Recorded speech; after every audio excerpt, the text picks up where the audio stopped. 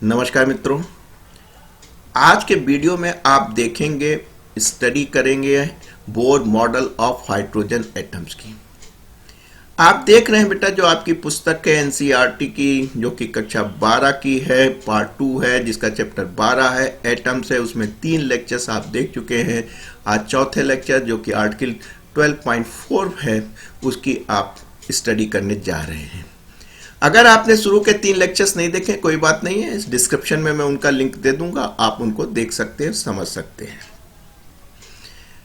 एक भी बात बताना मैं चाहूंगा कि जो बोर साहब थे वो रदरफोर्ड साहब के स्टूडेंट्स थे और उन्हीं की लेबोरेटरी में काम करते थे, तो जाहिर सी बात है उन्हीं से ज्यादा इन्फ्लुएंस हुए होंगे। और दूसरी बात यह है कि वही रदरफोर्ड साहब ही थे जिन्होंने ये बताया था कि साहब की न्यूक्लियस जो है सारा मास करता है, एटम्स का एक छोटे से पार्ट्स में रहता है, पॉजिटिव चार्ज होता है और इलेक्ट्रॉन्स उसके चारों तरफ जो है रिवॉल्व कर रहे होते हैं।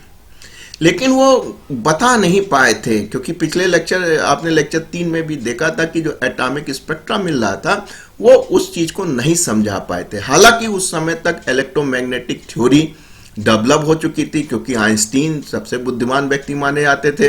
उन्होंने फोटो इलेक्ट्रिक इफेक्ट दिया था, जो कि इलेक्ट्रोमैग्नेटिक इंडक्शन, इलेक्ट्रोमैग्नेटिक रेडिएशंस के आधार पे था, और बहुत सी उन्होंने प्रैक्टिकली और थ्योरेटिकल उसको डेवलप करना शुरू कर दिया था। ऐसे सूरत हाल में अगर आप देखें, जो रदरफोर्ड साहब ने कहा था कि साहब इलेक्ट्रॉन जो है वो रिवॉल्व हो रहा है, बहुत अच्छी बात है, लाइक ए प्लेनेटरी सिस्टम, कोई दिक्कत की बात नहीं है। लेकिन जो आपको एटॉमिक रेडिएशंस मिल रहा था वो क्या मिल रहा था? फ्रीक्वेंसी मिल रही थी। और सोती सर क्या कहते हैं, फ्रीक्वेंसी मिल गई तो एनर्जी, क्योंकि आइंस्टीन साहब बता गए थे E=hν। अगर फ्रीक्वेंसी कहीं से इमिट हो रही है तो इसका अलावा एनर्जी इमिट हो रही है। एनर्जी इमिट होगी तो क्या होगा ऐसे सूरत हाल में? सर वो आपका जो इलेक्ट्रॉन्स है उस पर इफेक्ट आएगा। और एक बात आप ध्यान रखिएगा माफ कीजिएगा, कि इस बात को क्लासिकल फिजिक्स ने कह भी दिया था कि भाई साहब, जो frequency of electromagnetic emitted by revolving electrons जो है वो equal to the frequency of revolutions है। यानी जिस फ्रीक्वेंसी से इलेक्ट्रॉन रिवॉल्व कर रहा है आपका, उसी फ्रीक्वेंसी को वो इमिट कर रहा है। इस बात को एक्सेप्ट भी कर लिया होगा, कोई बात नहीं। आइए क्लासिकली में इस बात को और कायदे से समझने की कोशिश करते हैं। क्लासिकल फिजिक्स थी तो सर्कुलर मोशन पे आधारित था। सर्कुलर मोशंस में अगर कोई चीज घूम रही है, कोई सिस्टम बना हुआ है, उसमें कोई एक्सटर्नल हम लोग इंटरफेयर नहीं कर रहे हैं, तो वो उसके अंदर कौन सा नियम लगेगा? Law of conservation of angular momentum. आपको याद होगा, इसीलिए फर्स्ट ईयर पढ़ाते हैं हम लोग I omega is equal to constant, या I1 ओमेगा 1 बराबर I2 ओमेगा 2। ये बात तय है कि साहब न्यूक्लियस है, न्यूक्लियस के चारों तरफ इलेक्ट्रॉन चक्कर लगा रहा था, एम आई राइट, और रेडिएशन हो रहा था। तो जाहिर सी बात है कि ऐसे सूरत हाल में क्या हो रहा होगा? एनर्जी निकल रही होगी। इसकी वजह से क्या होगा? इलेक्ट्रॉन पाथ बदलेगा तो क्या होगा? उसका मोमेंट ऑफ इनर्शिया बदल जाएगा। मोमेंट ऑफ इनर्शिया बदलेगा, सर्कुलर मोशन हो रहा है तो क्या होगा? उसका ओमेगा चेंज होगा, तभी तो आपका एंगुलर मोमेंटम कांस्टेंट रहेगा। तो अगर वो लगातार रेडिएशन कर रहा है और लगातार आपका ऐसे सूरत हाल में उसका एंगुलर मोमेंटम जो है वो बार बार आपका चेंज हो रहा है, यानी एंगुलर वेलोसिटी आपकी चेंज हो रही है। जब एंगुलर वेलोसिटी बार बार चेंज हो रही है, लगातार चेंज हो रही है, तो इसका अलावा उसकी फ्रीक्वेंसी भी चेंज हो रही है। और फ्रीक्वेंसी चेंज हो रही तो आपको एक continuous frequency of light emit होनी चाहिए, यानी कि आपको एक कॉन्टिन्यूअस स्पेक्ट्रम मिलना चाहिए। लेकिन आपने ऑब्जर्व किया था, पिछले लेक्चर में एक बार जाके देख लीजिएगा, कि आपको लाइन स्पेक्ट्रा मिल रहा था, यानी डिस्क्रीट ऑर्डर का मिल रहा था। कुछ लाइनें मिलती थी, फिर खत्म हो जाती थी, फिर चालू होती थी, फिर खत्म हो जाती, फिर चेंज। याद आया? लाइमन, बामर, पाशियन, ब्रैकेट, फंड सीरीज आपको मिलती थी। वो कंटिन्यूअस नहीं थी, कुछ देर मिलती थी, फिर खत्म होती थी, फिर मिलती थी। तो ये सब तमाम बातें थी जिसका उत्तर ढूंढना था, रदरफोर्ड साहब नहीं बता पा रहे थे। जाहिर सी बात है, बोर साहब ने ही उसको बताया, नोबेल प्राइज विनर थे, और इन्होंने 3 बेसिक अपने पार्सुलेट दिए, जिसके कारण जो है आप कह सकते हैं कि आपका जो एटॉमिक फिजिक्स है उसकी शुरुआत हो गई थी। आइए देखते हैं कौन से 3 इनके पास थे मेथड। बोर साहब ने सबसे पहले, तो नहीं कह सकते कि क्वांटम मैकेनिक्स पे आए थे, लेकिन जो इन्होंने क्लासिकल फिजिक्स और क्वांटा का कंसेप्ट था, कि मतलब 1 2 3 4, 1.5 पौने 2 2.5 नहीं होगा। यानी जो भी क्वांटिटी होगी वो क्वांटम में होगी, यानी इंटीग्रल पार्ट में होगी। और इस सिद्धांत पे इन्होंने 3 पार्सुलेट दिए। पहला बहुत अच्छा था, इन्होंने कहा according to this postulate each atoms has certain definite stable state. बहुत अच्छी बात है, समझने की कोशिश कीजिए कि अगर मान लीजिए आप यूं घूम रहे हैं तो ये आपके पास एक स्टेबल स्टेट है सर्टेन, इसके अंदर आप घूमते रहिए, कोई दिक्कत नहीं होगा। जैसे आप घर में घूम रहे हैं, घूमते रहिए, कोई पुलिस नहीं पकड़ेगी। हाँ, अगर आप सड़क पे आएंगे तब आपको दिक्कत होगी। एंड ईच पॉसिबल स्टेट है डेफिनिट टोटल एनर्जी, और इस स्टेज की एक टोटल डेफिनिट एनर्जी होगी। और इसी को कहा इन्होंने these are called stationary state of the atom, यानी कि इसके अंदर स्टेशनरी है, कोई दिक्कत नहीं है आपको, आराम से आप घूमिए, कहीं कोई दिक्कत नहीं आएगी। तो जाहिर सी बात है, इन्होंने कह दिया कि साहब ऐसा नहीं है कि वो इलेक्ट्रॉन हर जगह घूम रहा है। इलेक्ट्रॉन जो घूमेगा वो एक डेफिनेट स्टेबल स्टेट में होगा, वो उसी स्थिति में, उसी स्थिति में वो प्राप्त होगा, वहीं पर वो मिलेगा। ऐसा नहीं कि हर जगह आपको घूमता हुआ मिल जाए। और जिस स्टेट में घूम रहा है तो जाहिर सी बात है वहां एनर्जी होगी, बगैर एनर्जी के तो वो रिवॉल्व करेगा ही नहीं। आप भी बगैर खाना खाए स्कूल नहीं जाते हैं, तो उस स्टेट की एनर्जी, टोटल एनर्जी जो है वो डेफिनेट होगी, उसमें कोई चेंज नहीं होगा। दूसरी अगर आपको मिलेगी तो ये दूसरी की हो जाएगी, इसमें कौन सी आफत है, कट नहीं करेगी, अच्छा नहीं बन रहा है, लेकिन इस तरीके से होगी। या हम कह भी सकते हैं और बेहतर बनाने की कोशिश करें तो हम आपको दिखा सकते हैं कि इस तरीके से कि साहब कि ये देखिए एक ये है, एम आई राइट बेटा, दूसरा ले लीजिए, दूसरी स्टेबल स्टेट ये ले लीजिए। अब इसके अंदर घूमने दीजिए इनको, कोई आपत्ति नहीं इसको। इनकी एक डेफिनेट होगी, इनकी एक डेफिनेट होगी, इसके अंदर ये घूमते रहेंगे। ये स्टेशनरी स्टेट है, कहीं जाने आने वाली नहीं है, ये यहीं है, ये यहीं है, एम आई राइट। अब देखिए बोर्ड ने जो सेकंड पास्टुलेट इसका जो कहा था, इसकी साहब ये जो घूम रहा है, ये जाहिर सी बात है ये आपका न्यूक्लियस हो गया। इस न्यूक्लियस के चारों तरफ ये घूम रहे हैं, है ना। Nucleus only those orbit are which has angular momentum is some integral part of, हम लोग एच क्रॉस बोलते हैं। एच क्रॉस का मतलब समझते हैं बेटा, एच क्रॉस का मतलब होता है h/2, एच क्रॉस, इसका मतलब होता है h/2π, है मैं राइट बेटा, h/2π। तो कहने लगे साहब किस में होंगे, कहें जब इसमें तभी पॉसिबल है जब इसमें घूम रहा है तो उसका एंगुलर मोमेंटम होगा, है मैं राइट। अगर उसका एंगुलर मोमेंटम h/2π है तभी वो इसके अंदर होगा। और इंटीग्रल पार्ट ऑफ अगर पहला है तो क्या होगा बेटा, पहले में n बराबर 1 हो जाएगा, और दूसरा इस आपकी स्टेशनरी स्टेट में या सर्टेन स्टेबल स्टेट में है तो क्या हो जाएगा, 2h/2π हो जाएगा। तीसरे में है तो इस तरीके से हो जाएगा। तो ये जो उन्होंने दिया था बहुत इंपॉर्टेंट चीज थी, इसका आगे अभी आज ही यूज करेंगे और काफी चीजों को एलिब्रेट करने की कोशिश करेंगे। इसी से इसका रेडियस निकालने की कोशिश करेंगे और इसी से एनर्जी तक पहुंचने की कोशिश करेंगे कि ये जो ऑर्बिट है जिसमें आपको बता दिया गया है कि डेफिनिट टोटल एनर्जी होती है, तो वो कितनी होती है उसको जो है प्राप्त करने के लिए ये है, क्योंकि इन्हीं में मिलेगा, जहां मिलेगा वहां पे एंगुलर मोमेंटम जो है n टाइम h क्रॉस या h/2 होगा। तीसरे पार्सुलेट के पास आते हैं। तीसरा पार्सुलेट क्या कहता है, the third postulate state that the electron might makes a transition from one of the specific non radiating orbits to another of lower energy. आप देखेंगे कि यहाँ पे एनर्जी ज्यादा होगी जितना न्यूक्लियस के पास होगा, और जितना न्यूक्लियस के दूर चला जाएगा उसमें जो है आपकी एनर्जी कम होती चली जाएगी।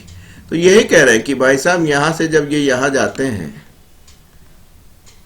इस स्टेट से इनिशियल से फाइनल में जाते हैं, तो क्या करते हैं, यही से तो ये रेडिएशन अपना निकालते हैं, फोटॉन निकालते हैं। फोटॉन निकला तो क्या निकलेगा, फ्रीक्वेंसी निकली। जो फ्रीक्वेंसी निकली तो वही आप कहते हैं कि इलेक्ट्रोमैग्नेटिक रेडिएशन देखने को मिलता है। तो यही बात कह रहा है कि आप यहाँ पे हैं, might be transition from one of it specific, ये नॉन रेडिएट है कि इसमें कोई एनर्जी नहीं करेगा, घूमता फिरता रहेगा, ऑर्बिट्स टू अनदर ऑर्बिट्स में जाएगा जो कि आपकी लोअर एनर्जी की होगी, ठीक है। व्हेन इट डस, जब ये यहां से यहां जाते हैं तो क्या करते हैं, इट एमिट ए फोटॉन।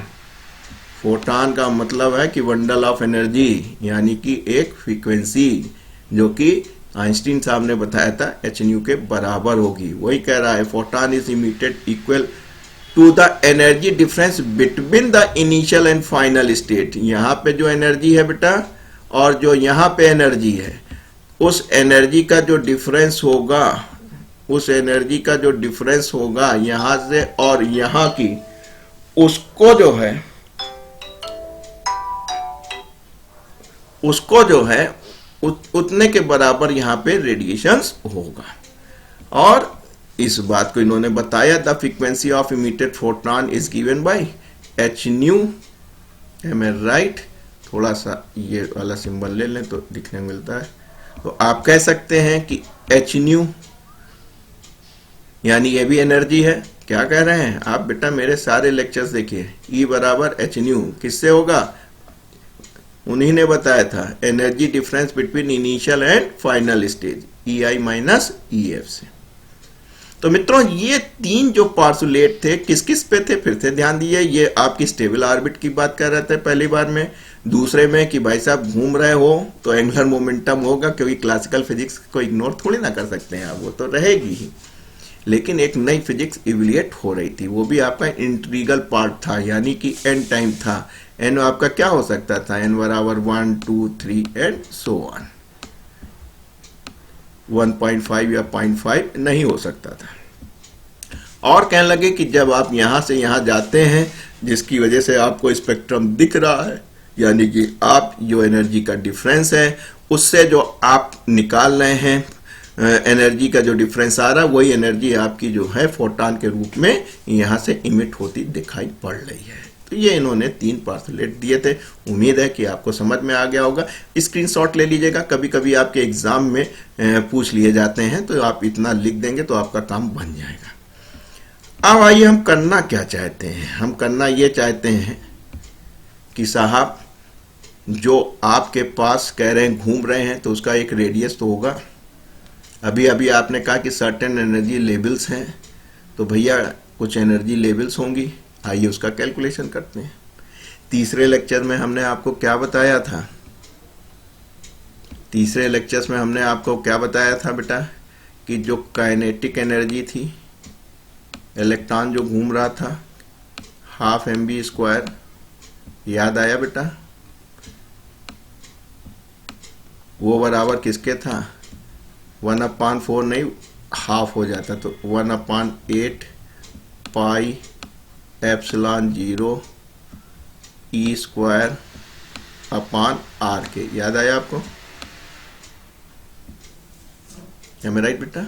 अच्छा, यानी कि अगर हम कहें कि साहब जो हमारी वेलोसिटी है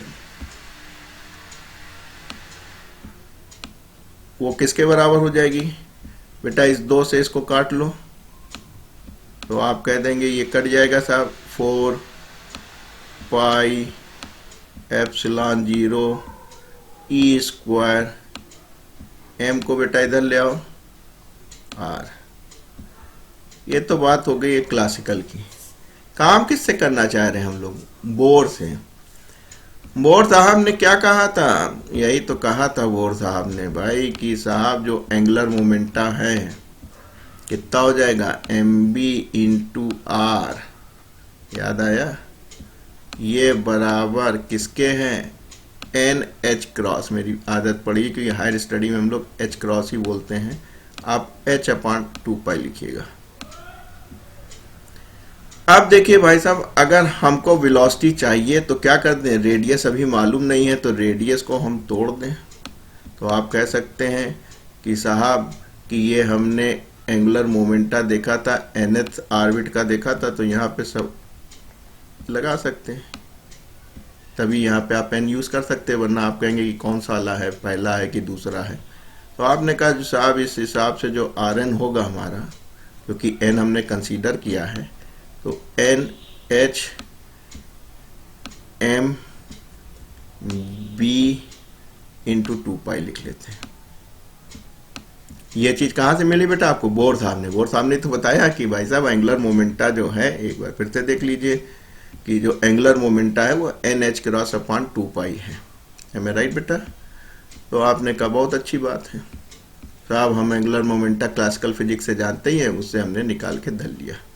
अब क्या कीजिए, आप चाहे तो आप यहाँ पे वेलोसिटी निकाल लीजिए। अब इसको भी एन ही लिख लीजिए, क्योंकि हम nth की वेलोसिटी निकाल लेंगे। अब तो हमने कहा साहब nth ऑर्बिट में अगर हमारे पास इलेक्ट्रॉन साहब घूम रहे हैं तो उसकी वेलोसिटी कितनी होगी?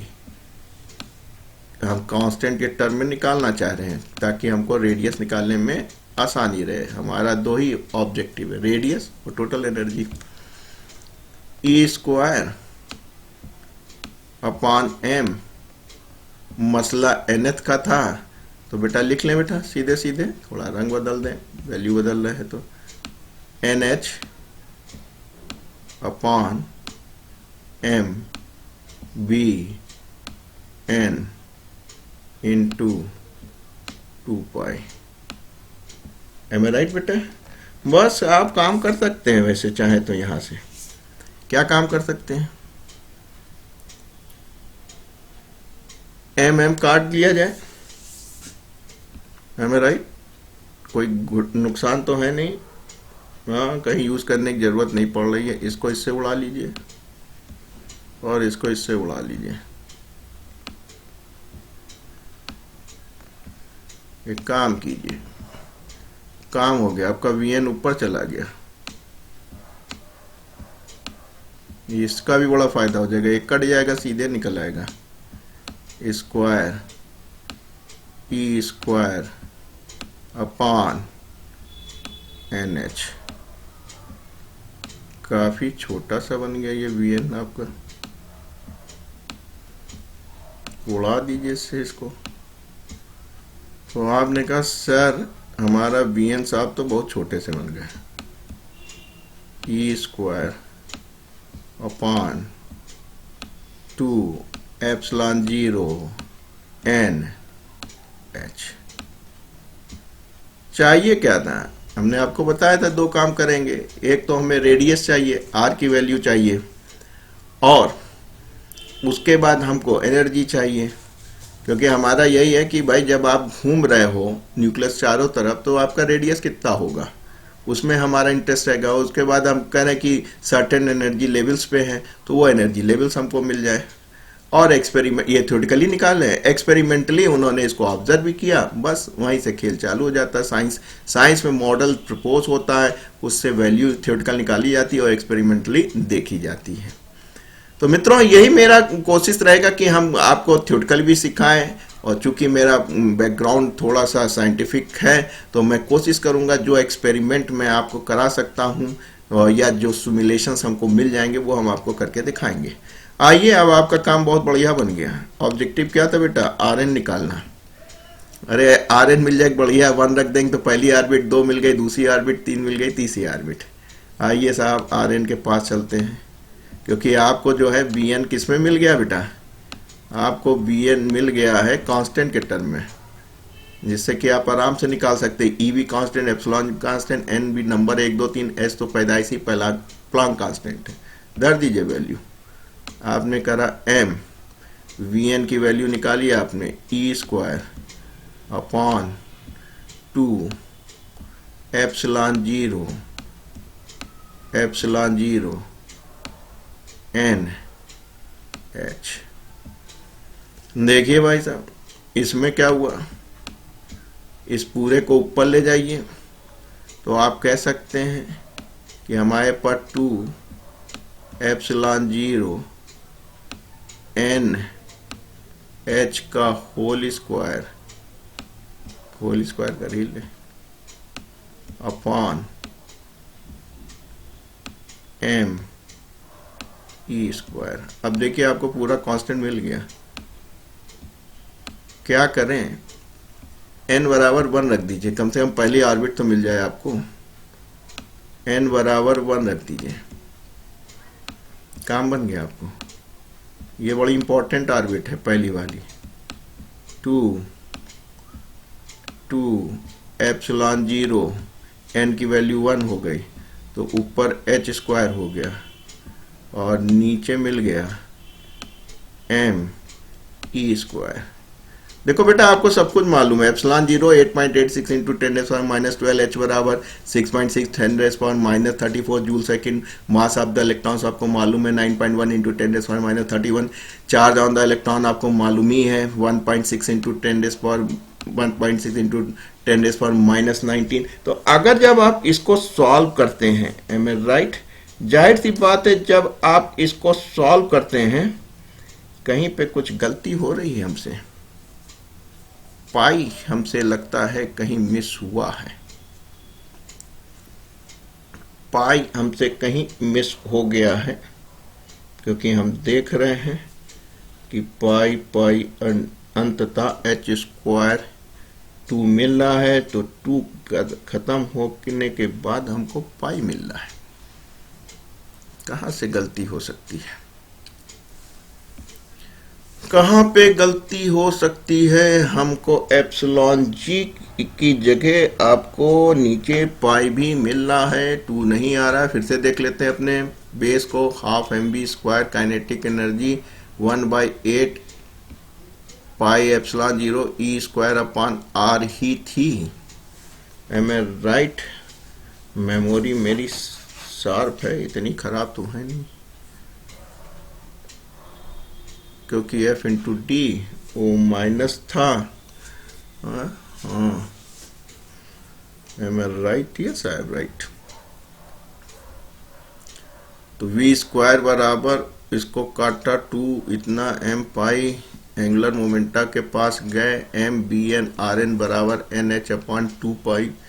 तो हमको निकालना था rn m bn, नीचे आ गया, b स्क्वायर था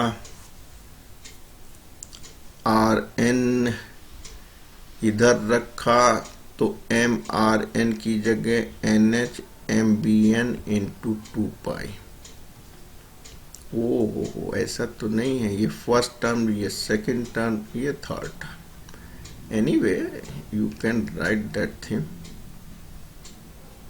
first term, second term, third and fourth, ऊपर भी ले जाओगे तभी तो ये सब संभव है। इतना इज इक्वल टू इतना, तो m से m काट लिया, 2 पाई से 2 काट लिया, एप्सिलॉन 0 इतना, हमारे हिसाब से ई स्क्वायर 2 एप्सिलॉन 0 n पाई आना चाहिए। आपने इसको उठा के यहाँ रख लिया, 2 rn bn इतना, bn की वैल्यू फिर रखी हमने ई स्क्वायर अपॉन इतना। ओ हो सॉरी सॉरी सॉरी, कहाँ है मेरी आंखें बेटा, कमजोर हो गई हैं, ये वाला छूट गया था हमसे, ये जो 2 पाई है।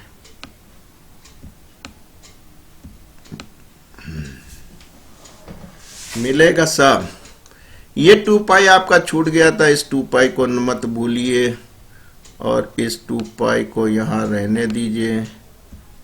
तो मित्र ये कैंसिल हो जाएगा, रबड़ यूज करें, और नीचे बेटा आपको क्या मिलेगा, पाई मिल जाएगा। क्योंकि मेरा मूड कैलकुलेटर यूज करके कैलकुलेट करने का नहीं था, रबड़ भाई हटो। तो epsilon 0 h square upon pi m e square, वही मैंने कहा मेरा दिमाग बिल्कुल कंट्रोल पे है, और हम फाइनल इक्वेशन देख रहे हैं आपकी किताब में, यही मिली है।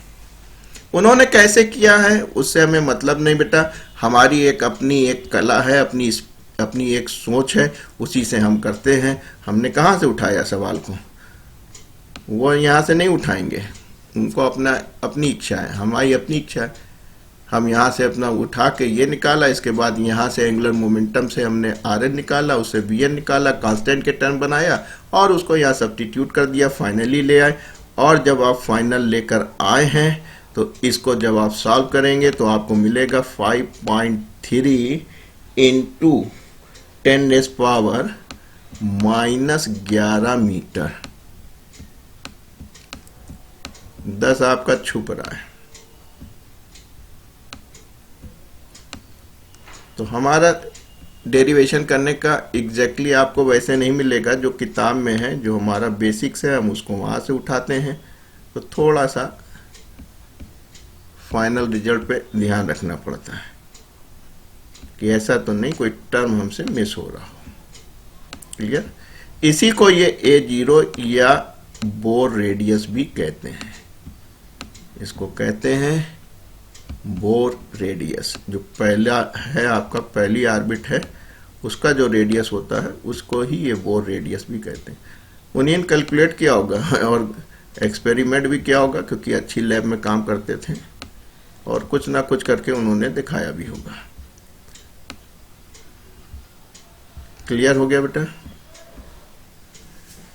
तो मित्रों आपने क्या देखा? आपने कुछ नहीं देखा। आपने कहा काइनेटिक एनर्जी थी आपके पास जो कि आपने पिछले चैप्टर से ही, पिछले लेक्चर से ही देखी थी, और वहां से वेलोसिटी को निकालते हुए लाए हैं और ये आपने बोर को यूज किया है। बोर ने जो सेकंड पार्सुलेट में दिया है वहां से आपने Rn को निकाला है, उसको यहाँ पे पुट करके Vn निकाला। इसकी बहुत ज़्यादा हमको ज़रूरत नहीं थी कैलकुलेट करने की, क्योंकि वेलोसिटी फ्रीक्वेंसी किससे कैलकुलेट करेंगे? वेलोसिटी कर सकते हैं किससे? अरे v equal to R omega, angular motion कर रहा है, ओमेगा इक्वल टू 2πt, और t आ गया तो क्या आ जाएगा? फ्रीक्वेंसी आ जाएगी। तो उससे जिस फ्रीक्वेंसी भी निकाल सकते हैं अगर आप कोई एक्सपेरिमेंट डिजाइन करें, इससे वेलोसिटी निकाल लें इलेक्ट्रॉन्स की। और यहाँ देखिए, यहाँ से इसका हमने निकाल के कांस्टेंट टर्म में लाए तो हमने Rn में रिप्रेजेंट कर लिया। ये टर्म हम भूल गए थे इसलिए आपका 2 से 3 मिनट खराब हो चुका होगा, लेकिन फिर भी आपको अच्छी बात है, ध्यान रहना चाहिए कहाँ से क्या मिस हो रहा है। और इस तरीके से आप n=1 जिसको आपने सॉल्व कर लिया, सारे कांस्टेंट टर्म मिल गए, इसको बोर रेडियस कहते हैं। तो बोर रेडियस मिल गया, आपके मजे आ गए। अब आप क्या करना चाहेंगे? आप कहेंगे भाई साहब एनर्जी भी बताइए सर, कम से कम पहले की तो बता दीजिए। हाइड्रोजन एटम की पहले की आपने रेडियस तो बता दिया कि ये है। आइए एनर्जी पे पास चलते हैं। कुछ याद आ रहा है एनर्जी? अरे हमको तो यहीं से आ रहा था। याद आया? क्या याद आया? कुछ नहीं याद है, हमने आपको बताया था। फिर से देखिए तीसरा वाला लेक्चर कि जितनी काइनेटिक एनर्जी होती है उतनी ही टोटल एनर्जी होती है। इसको यहां से कॉपी कर लो। अब उठा के कुछ मत करो, आंख बंद करके आर की वैल्यू रख लो। ठीक है? तो पहले एन करके दिखा दे, नहीं तो आपके सर बहुत परेशान होंगे। तो हम कह सकते हैं कि ई एन कर लें, क्योंकि उसके बाद हम लोग क्या करेंगे, एन बराबर 1 2 3 करते चले जाएंगे। तो आपने कहा 1/8 पाई एप्सिलॉन 0 ई स्क्वायर, और Rn की जगह ये चीज उठा कर रख लो। बेटा आप क्या 2 पाई ना भूलना, है मैं राइट? हम भूल जाए तो याद दिला देना। आप लोग चिल्लाया करो कि सर आप ये भूल गए हैं, Vn/2 पाई। इन्वॉल्व हो, जब तक आप इन्वॉल्व नहीं हो गए तब तक आपको मजा नहीं आएगा। ठीक, अब एक समस्या और आएगी, Vn की भी वैल्यू रखनी पड़ेगी आपको। M I right? चलिए करते हैं, क्या फर्क पड़ता है। ओखली में सर दिया तो मूसलों का क्या गिनना। हम अपने हिसाब से कर रहे हैं बेटा, बाद में चेक करेंगे। तो ये क्या हो जाएगा? 4 हो जाएगा। आपने कहा -4 एप्सिलॉन 0, ऊपर क्या चला जाएगा? 4th है MBN ई स्क्वायर अपॉन NH। छोटा पड़ रहा है बोर्ड भी, ठीक है? अब क्या करें बेटा? आप कह रहे हैं कि सर अब बी एन की वैल्यू रख लो। अरे बड़ा हो गया बोर्ड, इसको इधर कर लो, वो रेडियस को। तो आपने कहा सर बेटा जब हम फुल बोर्ड पे आएंगे तो इसको प्रॉपर कर लेंगे। इस समय सॉफ्ट बोर्ड चल रहा है तो इसलिए थोड़ा दिक्कत हो रहा है, समझ लो। बहुत जल्दी फुल बोर्ड पे भी आपको सारे डेरिवेशंस करके दिखाएंगे। एम बी एन की जगह वैल्यू रखनी शुरू करो बेटा। कहाँ है वो? ई स्क्वायर बदल लें कलर अपॉन 2 एप्सिलॉन 0। अरे कोई ज़्यादा वैल्यू नहीं है, हम खाम खा घबरा रहे थे। इतना हो गया, बी एन की वैल्यू आ गई। अब आप ई स्क्वायर अपॉन एन एच और लिख लीजिए, बस काम बन गया आपका।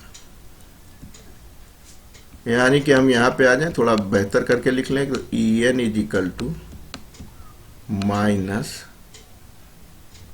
1 अपॉन 2 चौक 8। अरे भाई क्यों नाराज हो रहा हूँ? 2 चौक 8 एप्सिलॉन एप्सिलॉन एप्सिलॉन स्क्वायर। ऊपर देखें बेटा, ऊपर आपको m मिल रहा है, e की 4 मिल रहा है, और नीचे क्या बचा? NH यानी NH का स्क्वायर। सबसे पहले इंटरेस्ट क्या होगा आपको? n बराबर 1 पे। तो आपने कहा सर n बराबर 1 पे देखते हैं, तो आपको E1 मिल जाएगी। यही बहुत इंपॉर्टेंट है बेटा। माइनस 1 अपॉन 8 एप्सिलॉन 0 का स्क्वायर। इसको करना भी बैठ के घर में कैलकुलेट, थोड़ा सा साइंटिफिक टेम्परामेंट डेवलप हो जाएगा। n बराबर 1 हो गया तो क्या हो जाएगा? h स्क्वायर हो जाएगा। एक बार मैं चेक कर लूँ बेटा आपकी किताब से। m स्क्वायर e की 4 8 लीजिए, 8 n square epsilon square h square. ठीक है, n को हमने उधर गायब कर दिया था, ये वाला। ठीक, बिल्कुल सही आया इस बार। वैल्यू रख दीजिए। अब हमसे ना रखवाइएगा, खुद रखिएगा, और आप देखिएगा इसकी 2 वैल्यू आएगी, जूल में आएगी और उसको इलेक्ट्रॉन वोल्ट में बदलेंगे। इन्होंने एक जनरल ही निकाला है, n बराबर 1 ना किया है।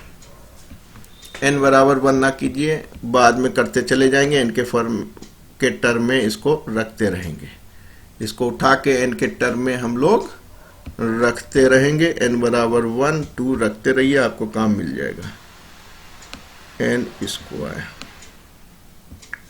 वैल्यू रखी 2.18 इंटू जूल में निकल रही बेटा 10⁻⁻18। हाँ, तभी वो उससे भाग होगा तो उसमें चेंज हो जाएगा।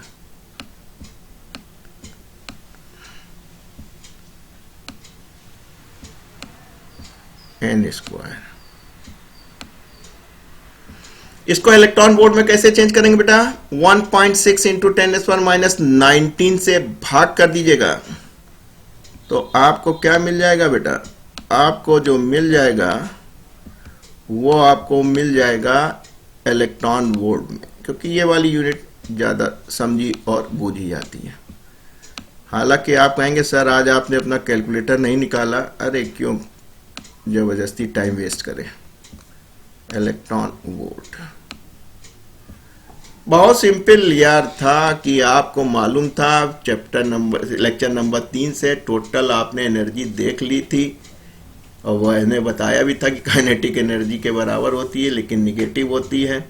यहाँ पे हमने Rn की वैल्यू उठा के यहाँ से रखी, उसमें Vn मिला। Vn की वैल्यू बेटा हमने यहाँ से रख दी, तो आपको ये एक कांस्टेंट टर्म मिल गया। इस कांस्टेंट टर्म से आपने फौरन जो है अपना काम करा, वैल्यू रखी, जूल में निकाली और इसको इलेक्ट्रॉन वोल्ट में लगा ली। अब यहीं से आप क्या कह सकते हैं कि साहब n बराबर 1 रख देंगे तो आपको क्या मिल जाएगा? 13.6 इलेक्ट्रॉन वोल्ट ये पहली ऑर्बिट की आपकी एनर्जी मिलेगी, हालांकि सबसे ज़्यादा होगी। और क्या होगा बेटा, और आपका जो है निगेटिव होगी। निगेटिव मतलब अट्रैक्शन, यानी जब तक अट्रैक्शन है तब तक इलेक्ट्रॉन प्रोटॉन जो हैं वो मौजूद हैं, वो छोड़ेंगे नहीं। प्रोटॉन बाबू इलेक्ट्रॉन को छोड़ेंगे नहीं, अपनी तरफ उसको अट्रैक्ट करके रखेंगे। हाँ, इतनी अगर आप पॉजिटिव एनर्जी कहीं से दे दें तो भैया वो टूटा तोड़ा के भाग जाएंगे।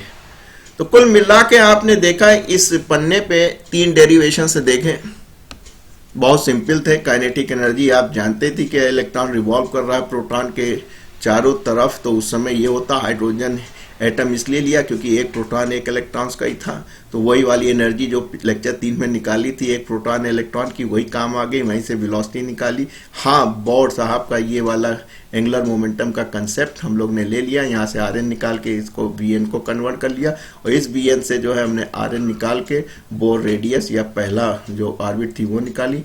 फिर हम लोग एनर्जी पे आ गए, आर एन की वैल्यू रखी, फिर उसमें बी एन मिला, फिर बी एन की रख दी, तो हमको फाइनली कांस्टेंट टर्म मिल गया, हमारा काम बन गया। कोई दिक्कत नहीं? दिक्कत। चलिए आगे चलते हैं। सोती सर हो, न्यूमेरिकल ना लगे तो फिर मजा किस बात का। आपने कहा कि साहब ये जो बोर साहब ने एक थ्योरी लगाई है कि साहब integral N time H cross होता है, या एन एंगुलर मोमेंटम जो है एन एच बाई 2 होता है, तो क्या ये केवल माइक्रो छोटी चीज में ही लागू हो सकता है ये इन एन, या यही सिस्टम जो है हम बड़े फ्रेम में लेके चलें, जैसे कि हम कहें कि ये हमारा सन है, इसके आगे जो है वो घूम रहे हैं प्लेनेट घूम रहे हैं, या ये हमारी अर्थ है, इसके सर्किल में जो है तमाम सैटेलाइट घूम रहे हैं, तो क्या उनके भी सर्टेन एनर्जी लेवल होगा, या उसका जो एन है उसको निकालने की कोशिश करें। आपकी एनसीईआरटी का ही एग्जाम्पल है 12.5 है, एग्जाम्पल ही ले रहे हैं। देखिए आपको एम कितना दिया बेटा, 10 केजी का है, बहुत अच्छी बात है, लिख लेते हैं। और आपको 2 घंटे की ऑर्बिटिंग है, यानी टाइम पीरियड दे रखा है 2 आवर। इससे क्या निकाल लेंगे, बहुत कुछ मिल जाएगा, वी मिल जाएगा इससे। रेडियस आपका 8000 किलोमीटर है,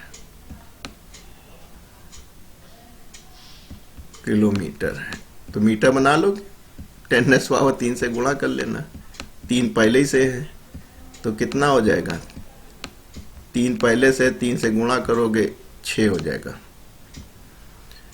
बोर ने जो आपका मोमेंटम के लिए बात कही थी उसी को बात करना है, और क्या निकालना है, क्वांटम नंबर यानी एन। तो आपने कहा सर, बोर साहब ने हमसे कहा था mb इंटू आर सब nn ले लेना, तो NH/2 हो जाएगा। सॉफ्ट पेन है, बहुत अच्छा नहीं चल रहा है, इसलिए यहाँ n ना लिखवाइए हमसे तो बेहतर होगा। चलिए लिख देते हैं। आपको n निकालना है, क्वांटम नंबर क्या होता है, n होता है, तो आप निकाल लेंगे, कहेंगे सर n बराबर 2 पाई m v r n चाहे तो आप लगा लीजिएगा, अपॉन h कर लेंगे। अब आपको ये कि साहब वेलोसिटी तो मालूम नहीं है, टाइम पीरियड दे रखा है, तो हम आपका फार्मूला डेवलप कर देते हैं। सर्कुलर मोशन में लीनियर वेलोसिटी किसके बराबर होती है, आर ओमेगा के।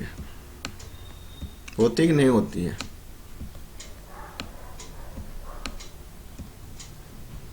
और आप जानते ही हैं, क्या जानते हैं, ओमेगा इज इक्वल टू अरे भाई m लिख जाओ, r स्क्वायर हो जाएगा, ये वाला r ये वाला 2 पाई n यानी 2 पाई बाई t। अब सब मिल गए डेटा आपको, फिर से एक बार लिख दें n की जल्दी। बेटा कैलकुलेट आज आप करना, काफी बढ़ता जा रहा है time. 4 pi r square m R square H upon T. Time period T है बेटा, आवर में है, सेकंड में कन्वर्ट कर लेना। जब आप इसको सॉल्व करेंगे बेटा, जब आप इसको सॉल्व करेंगे तो आपको मिलेगा 5.3 इंटू 10 पावर 44 एन की वैल्यू। बाप रे बाप, क्या ऐसा पॉसिबल है? इतने नंबर आप 10⁻⁴, इतनी तो संख्या आपका सुपर कंप्यूटर भी नहीं गिन पाएगा। तो कुल मिला के ये देखा गया, जो ये कंसेप्ट था इनका वो माइक्रो लेवल पे था, उस पे आपका काम कर रहा था, उस पे उनको अच्छे रिजल्ट्स मिल रहे थे। तो खैर ये तो अपना रिसर्च के बाद तो हो सकता है अवेलेबल भी हो, हम इस समय कुछ कह नहीं सकते, लेकिन जाहिर सी बात है कि आपको इतना क्वांटम नंबर मिल रहा था जब आप यही कंसेप्ट जो आपने एटम्स के अंदर लगाया था उसको हम प्लेनेटरी सिस्टम के अंदर लाते हैं। तो इसका मतलब है कि अभी एटम्स के अंदर बहुत कुछ होना बाकी था। बोर साहब ने एक शुरुआत कर दी थी। हम तो हमेशा कहते हैं कि क्वांटम मैकेनिक्स की शुरुआत जो है वो क्वांटम नंबर से हुई थी, जो कि बोर साहब ने गई थी, और इसका श्रेय उनको जाता है और नोबेल प्राइज से भी नवाजा गया था। तो मित्रों इतना आज के लिए काफ़ी है, फिर मिलेंगे इसके आगे के टॉपिक के साथ। बहुत अच्छा है, उसमें हम एनर्जी लेवल और हाइड्रोजन की एनर्जी लेवल के बारे में भी बताएंगे कि कैसे उसके काम करते हैं। और फाइनली हम आपको देखिएगा, आप ही की कोर्स का है 12.6 आर्टिकल है कि जो डिबोगली ने जो था उसने इस बात को प्रूफ किया था अपनी हाइपोथेसिस से कि साहब ये जो कह रहे हैं कि बोर साहब कि एल बराबर एंगुलर मोमेंटम NH अपॉन 2 होता है, ये डिबोगली ने अपनी हाइपोथेसिस से प्रूफ भी किया था। ये सब उस समकालीन वैज्ञानिक थे और इस पे काम चल रहा था। इसके आगे सोरेंजर्स आए मैकेनिक्स में, उसके बाद आपने जॉर्डन को देखा जो कि बोर के साथ ही काम करते थे, उनके स्टूडेंट्स ही रहे होंगे। तो कुल मिला के ऐसे मैकेनिक्स जो है ये फर्स्ट स्टेप हम कह सकते हैं क्वांटम नंबर का, इसी से क्वांटम मैकेनिक्स और क्वांटम फिजिक्स का जन्म हुआ। तो फिलहाल मित्रों आज के लिए इतना पर्याप्त है, फिर मिलेंगे। आगे के आर्टिकल भी आपको पढ़ने हैं, जाहिर सी बात है पूरे आर्टिकल पढ़ा रहे हैं, आगे भी मिलेंगे। तब तक के लिए इजाजत दीजिए, नमस्कार।